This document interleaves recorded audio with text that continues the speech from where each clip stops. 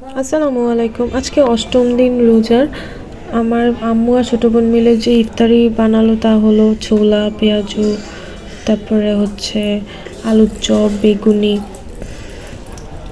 আর আমি শুধু বানিয়েছি শরবত, লেবুর শরবত। সারাদিন রোজা রাখার পর এই লেবুর শরবতটা খেলেই হচ্ছে একটু শান্তি লাগে। ট্যাঙের শরবত থেকেও আমার এই লেবুর শরবত ভাল লাগে। আর এদিকে আমার বাচ্চা হচ্ছে যত ধরনের দুষ্টামি আছে সব করতেছিল। ও হচ্ছে শুধু ঘর আওলায়।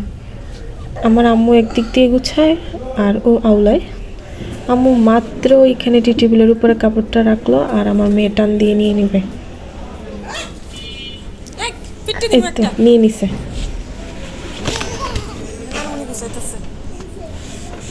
আম্মু শুধু আমার সাথে চিল্লাচিল্লি করে যে তোর মেয়ে শুধু আওলাই, শুধু আওলাই, তুই গোছাস না। আমিও গোছাই একটু একটু। ইফতারির আরও 1 ঘন্টা টাইম বাকি ছিল, তো এর আগে দিয়ে হচ্ছে আমার মেয়ে এসব ফাইজলামিগুলো করতেছিল।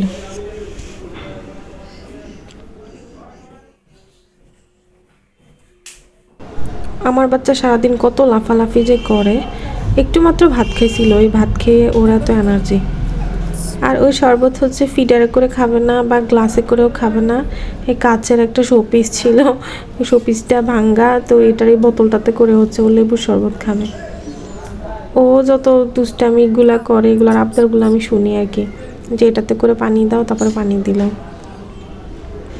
তারপর আমরা খাওয়া দাওয়া শেষ করে হচ্ছে আমি আমার শ্বশুরবাড়িতে এসে পড়ি। আল্লাহ হাফেজ।